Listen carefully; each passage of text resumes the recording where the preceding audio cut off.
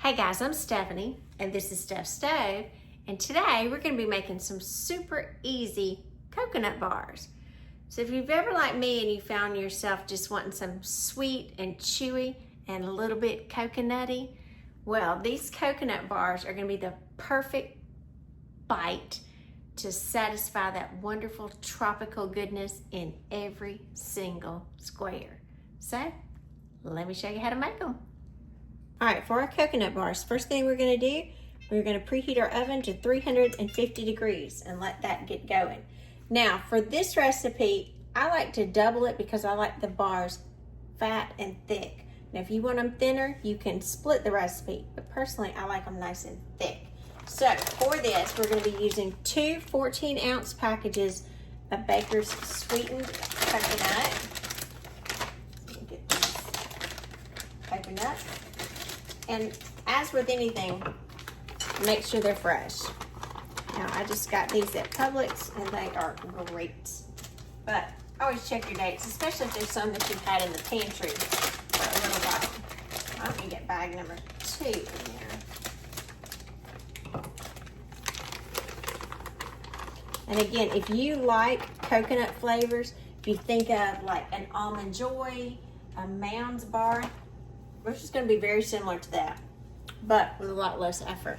So we've got our 2 bags, which should be about 11 cups. I think they're like 5.5 cups per bag if you were measuring out. And to this, I'm going to add 1 can of sweetened condensed milk. So again, I'm doubling mine. If you are doing this half, if you want a smaller recipe, you would use half of a can per bag.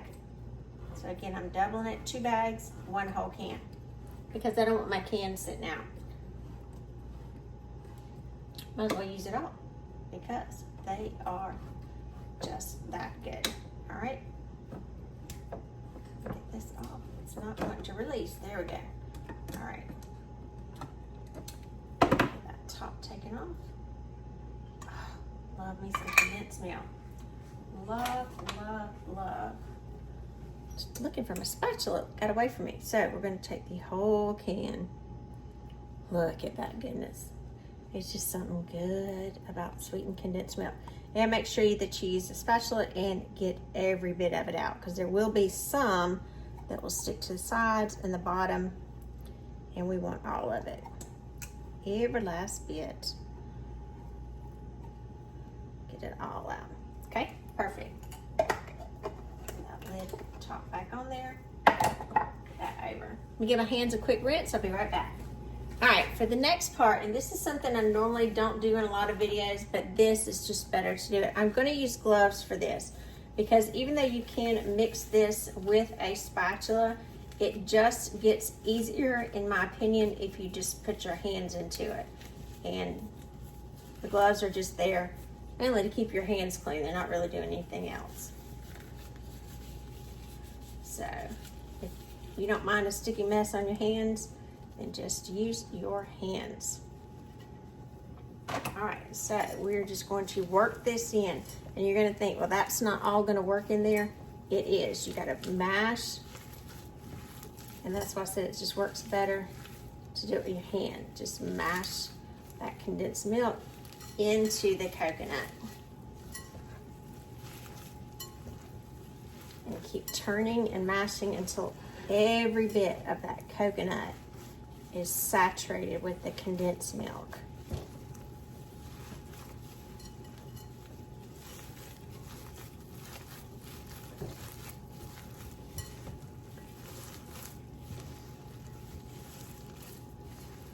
And I like to mash it together again, just so I'm really 100% sure that everything is combined. If you wanted to make it like a true Almond Joy, I guess you could add a couple of almonds to it, but it's just one of those things, it's just heavenly by itself. All right, looks like we're well combined. I don't see any pieces of just the coconut. Looks like it is well absorbed. I'll go around a little bit more just for good measure.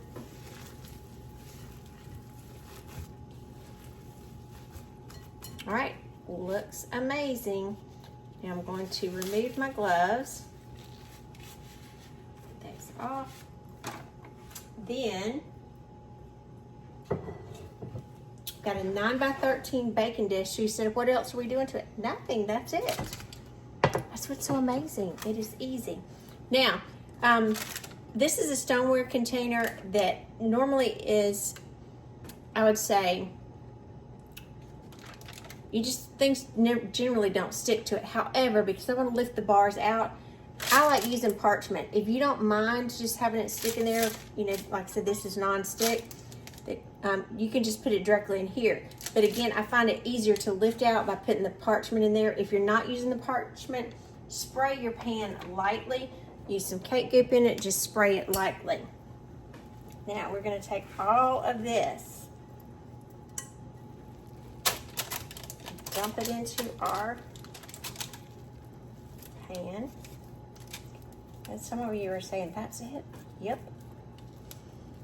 This could not get any easier. And then you're gonna see when we're finished with it, it has such an impressive ending to it. It looks like you put a lot of work into it. And you don't have to tell anybody that that's all you did, unless you want to. And now all we're gonna do is press this down. And you want it pressed down firm, as evenly as possible. So, I'm gonna go through and get this pressed down, and then we'll be ready to put it in the oven. So, see you back in just a few minutes. All right, now after we've got it all mashed down, you don't want the coconut so packed in here and if you do pack it, I would say just kind of go back and pinch to have some of the coconut a little looser at the top, and you'll see how that'll make a pretty presentation at the end. Now, my oven is up to temperature, so it's up to 350 degrees. And we're gonna take this and put it in the oven and bake it until it's all crunchy and golden brown. So it'll be about 20 minutes. So let's pop this in the oven.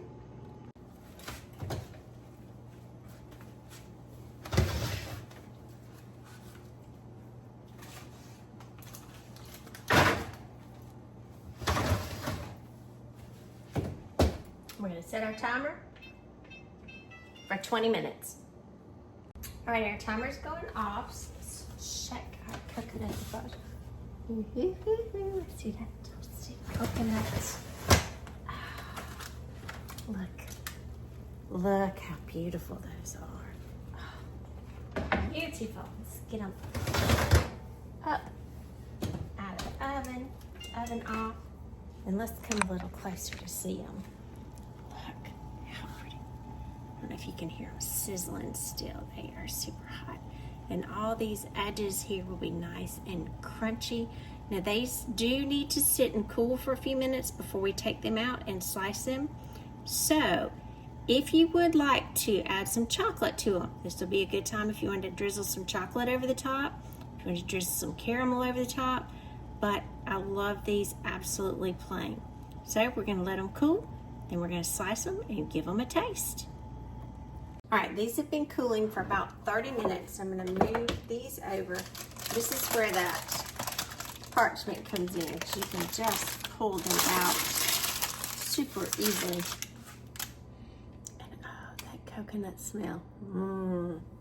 Yummy. Yummy. All right, so let's go in. I like the crunchy edges. Now, if you want these a little bit more toasted, leave them in another 5 or 10 minutes. The choice is yours. After about 20 minutes, they should be fine, depending on how toasty you like them. So, come in and I'm gonna cut this edge here. And I like these plain. Now you can put these in the refrigerator and let them firm up even more, but they're soft, yummy, and coconutty.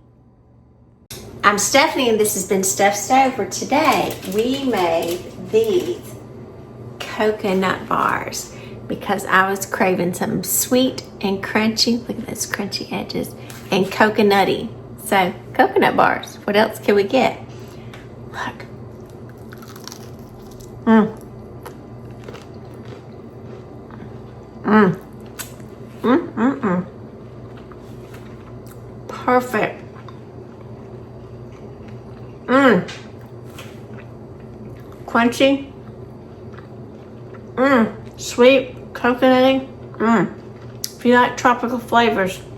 Mmm, mmm, mmm. Just amazing. Now, excuse me. If you want to drizzle them with chocolate and be more like an Almond Joy or a Mounds bar, go ahead. If you want to drizzle caramel sauce, go ahead. If you want to crumble up some little almonds and put in there, go ahead. The choice is yours. But these are delicious as they are. I would set them in the refrigerator, make sure that they're nice and firm, and store them in there as well because it's still kind of warm outside and very humid. So I do hope you try these and enjoy these for your family as well. And if you're a coconut lover like I am, these are going to more than hit the spot. So remember, give us a thumbs up, click that subscribe button for more great content like this. Steph's Stove for making memories, one dish at a time. Thanks for watching, guys. Have a great night.